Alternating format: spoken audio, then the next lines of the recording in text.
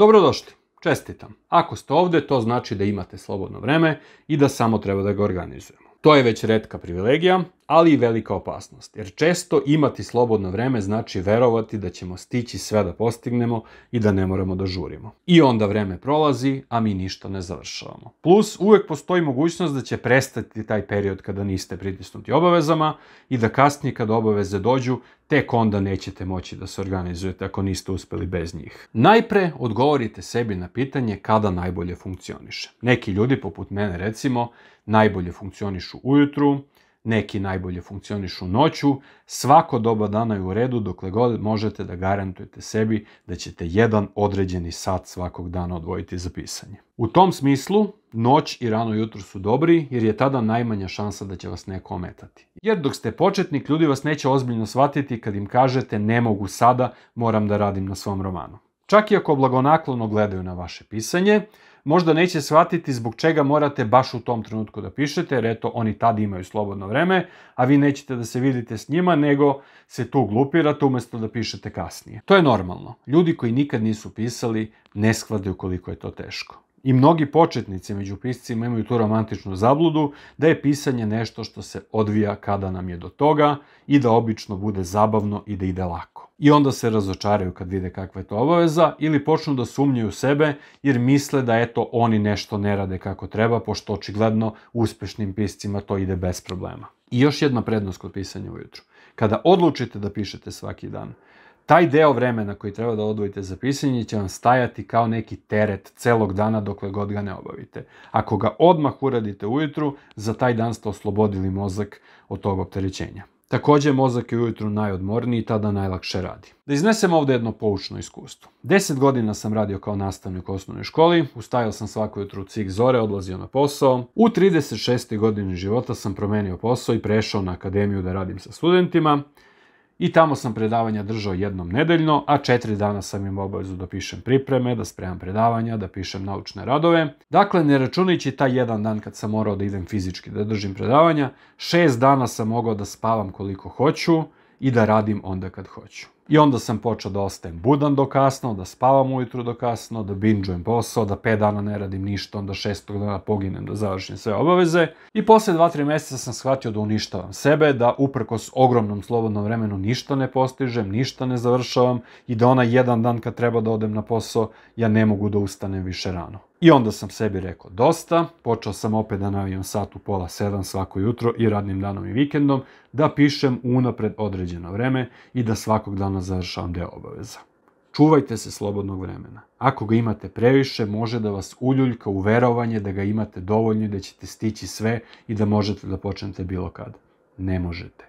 Počnite danas. Sad, kad kažem polaznicima da moraju da odaberu 1 sat u toku dana kada će pisati bez izgovora, oni se uznemire. Počnu da premotavaju svoj dan u glavi, ne mogu u 9 uveče, to bi značilo da nikad ne mogu da izađem, ne mogu u podne, tad nikad nisam sam, ne mogu u 6 popodne, jer utorkom i četvrtkom idem na fitness. Međutim, sve su to bili izgovori jer sam im rekao da ozbiljan pisac mora da radi 1 sat dnevno. A onda bih im rekao da ne mora sat vremena. Ako ne može sat, može pola sata. Ako ne, dovoljno je 15 minuta. Možete li sebi da garantujete da ćete svakog dana pisati 15 minuta u određeno vreme? Ako to ne možete da garantujete, onda vama nema pomoći. Svi su garantovali. Nema čoveka koji ne može da odvoji 15 minuta za nešto što želi da uradi. I znate šta? Kod većine tih 15 minuta bilo 15 minuta više nego što su do tada radili, jer većina nije ni počela. Stigli su do stadijuma kada maštaju kako bi bilo lepo biti pisac. Jer to je normalno. Kad pomislite na neki težak posao pred vama, 3-4 sata pisanja svakog dana, izuzetno težak posao, onda stalno nalazite izgovore da odložite početak. A kad je posao pred vama naizgled lak, onda ga mnogo lakše napadnete. Čak i ako insistiramo da tih 15 minuta bude uvijek isto vreme, to je moguće postići.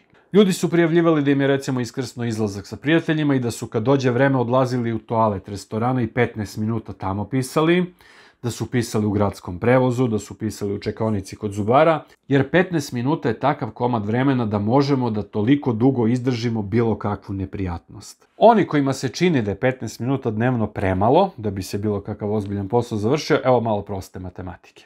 Neka vam za jednu stranu teksta treba sat vremena. Po tim mislim i na pisanje, i na prepravljanje, i na sređivanje. To je jedna strana teksta svaka 4 dana. To je 7,5 strana svakog meseca, jedna dobra kratka priča. Mislite da je malo svakog meseca napisati dobru kratku priču. To je 90 strana za godinu, znači za 2 godine solidan roman od 180 strana. Jedan roman za 2 godine je mnogo više nego što većina profesionalnih pisaca piše. Osim toga, da vam odam jednu tajnu. Tih 15 minuta neće zaista biti 15 minuta. Ima dana kad hoće, kad vam zaista nije do pisanja i kada jedva sebe naterete da odradite tih 15 minuta, ali većina dana tih 15 minuta će biti dovoljno taman da se zagrejete, da pisanje krene i onda kad vam zazvoni alarm koji označava da ste završili posao za taj dan, vi ga samo ugasite i nastavite sa pisanjem i onda ono sad ide lako. Jer vaš mozak nije više opterećen da mora da piše, vi ste već odradili ono što ste morali za taj dan, sad piše dobrovoljno i ide mnogo lakše. Već posle mjesec dana očekujem da osjetite kako je pola sata sasvim izvodljivo i da to postavite kao novi donji minimum.